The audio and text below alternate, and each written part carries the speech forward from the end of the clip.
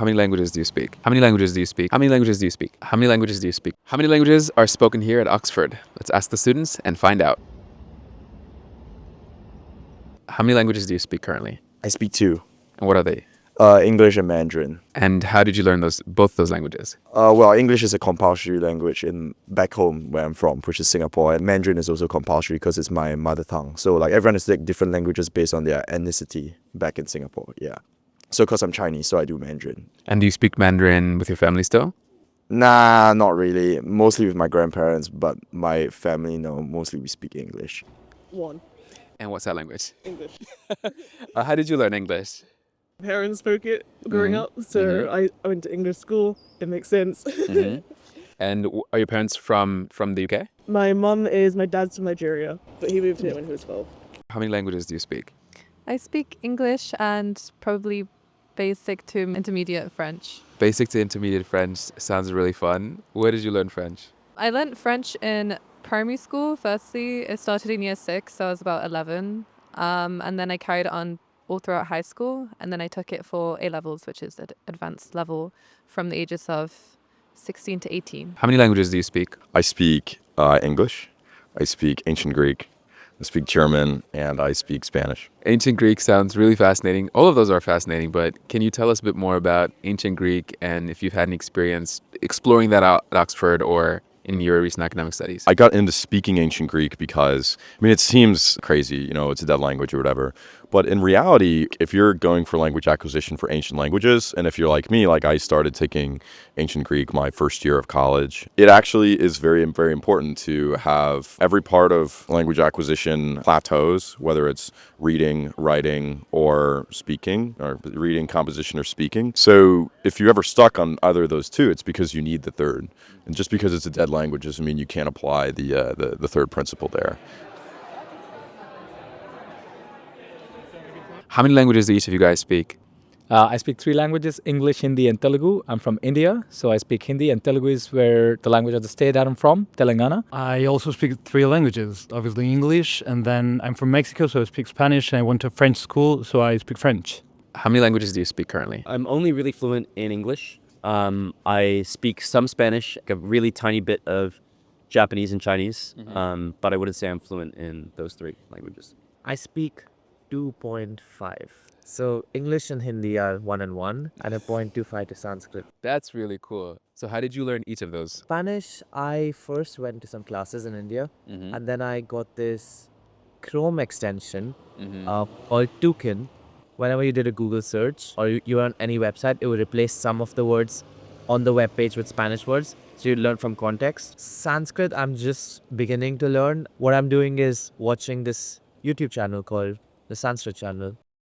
They go through old books, explain the meanings in Sanskrit. How many languages do you speak? 1.5. Which are the 1.5? Spanish. And English, I assume? Yeah. English and Spanish. And how did you learn each of those languages? Well, I was born in England, so I've grown up speaking that. And then Spanish, I did it for A-level. And then I've done a couple of language courses on it since coming to Oxford. I really like the way it sounds. I think it's really fun to speak, even though I can't roll my R's.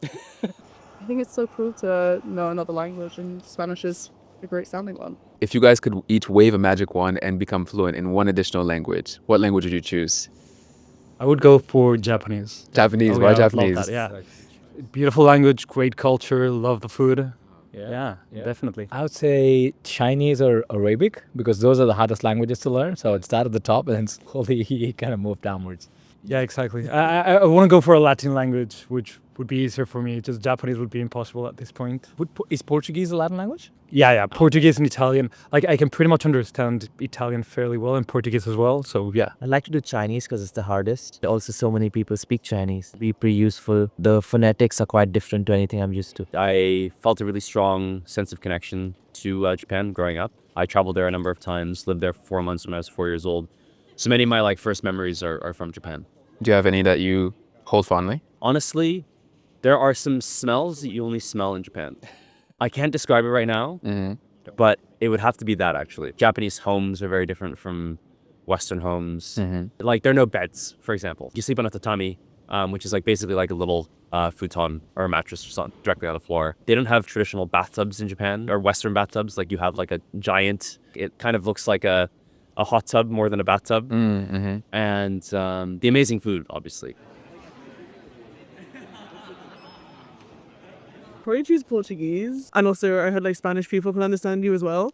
So I feel like it wouldn't be as hard to learn Spanish from that. Yeah. Plus I really like Brazil culturally. I think it's really interesting. I love the music culture there. I'd want to go there one day. I've never actually been, but I think it'd be a good place. I feel like French would be most useful. French. Yeah. Why French? We live close to it. And also my mum speaks French. So Ooh. it'd be nice to take little trips to France with that. I really would like to know Biblical Hebrew because Biblical Hebrew is somewhat different, I've been told, grammatically from the modern Hebrew that's spoken in Israel today. I mean, it's a classical language for sure. There's a lot of detail. There's like cantillations in Hebrew that help you like understand like how to recite it, how to sing it. Which is very similar to ancient Greek with the accentuation and the rhythms in the meter. It's just overall like a very information-rich language, and not to mention the mythological aspects of it. German. I think it's useful, and like a lot of like the languages in Europe, especially in Switzerland and Scandinavia, some roots are from Germanic languages, so I think it would be quite useful as a language to learn. If you could teach us a word in a non-English language that you know. Thank you, I guess that's also a really useful word, which is 谢谢. 谢谢. Yeah, you got it. I like buddhi. It's the same word from which we get Buddha, Gautam Buddha, like Buddhism. Because Buddha means the awakened one or the enlightened one. And buddhi is just a certain type of intelligence that your brain contains that becomes active when you're enlightened, when you're the Buddha. Does it have a direct translation in English? So I think Buddh means awake. Buddhi probably doesn't have a direct translation in English because all of the faculties, so Sanskrit has a lot of words for different aspects of the mind. And they just have sentence-like translations. I would say buddhi is just deep awareness. I would go with itadakimasu, which is the Japanese word for bon appetit. And do you use that whenever you're about to eat? Yes, yeah, exactly. So every time you sit down for a meal, you say itadakimasu. Yeah. I would like to teach Hindi because most of Indians speak Hindi. You just go up to someone and say, Kaise ho? Which means, how are you? Kaise ho? Kaise ho, yes. Wow, I like that. Okay, then I'm going to do something in Spanish. I'm going to go with Viva Mexico, which means we're at Mexico, yeah. Very selfish there. Yeah. Vive la France also. So yeah, there you go. I like the word mignon in French. It means cute. Mignon. Mignon. And it's kind of nice to say as well. I like the word aitor in Greek. Eta, tau, omicron, rho. Aitor is one of the Greek words for heart. Yeah, for heart. But fascinatingly enough, the Greeks never, ever mentioned the heartbeat until the 4th century BC. Praxagoras of Kos, C-O-S, is the first person to mention it in a medical text of all Homer, all Hippocratic writings too, right? So medical writings. Nobody ever mentions, and they're big cyclical people, they never mention the heartbeat. So I like aitor because it's one of these many, many words that the Greeks describe the chest, the heart.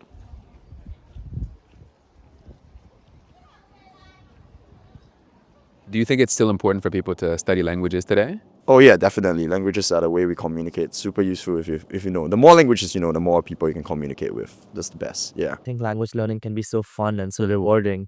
Everyone should give it a shot. I think it helps you realize how flexible your mind is and how much you can change the way you think just by changing the words that you use. And I do think that people should do that. I think that it is very important to learn other languages because when you travel to places like Japan, you realize how few people actually speak English. And sometimes Google Translate really does not come to the rescue, actually. There's still like big barriers when it comes to talking to people. I think so, definitely. I feel like if you go to like Poland or like Sweden and you start speaking, at least saying phrases and stuff, I know a lot of people get really appreciative of that you've like actually put the effort in. Yeah. It can just be good for like general connection. This is a personal mission for us all. I think it's crucial that you think of language as a key to help perhaps unlock parts of yourself that maybe you don't understand fully. Learning a language is very important because it's more than the language, it's about the culture itself. Because usually languages also, culture shape languages and languages shape culture. So I think that way is super important.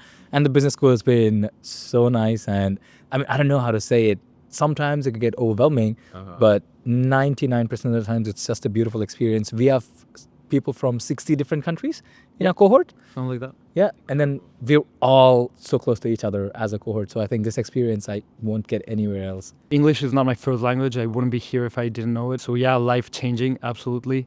And yeah, it's undescribable. The whole Oxford experience is just very magical. We're here in Merton College, one of the oldest, if not the oldest. I would say the oldest. The There's two oldest. other colleges fighting for it. This college was built in 1264, one of the best Oxford colleges. If any of y'all ever come to University of Oxford, do visit Merton College, the best and the oldest. So yeah, there you go.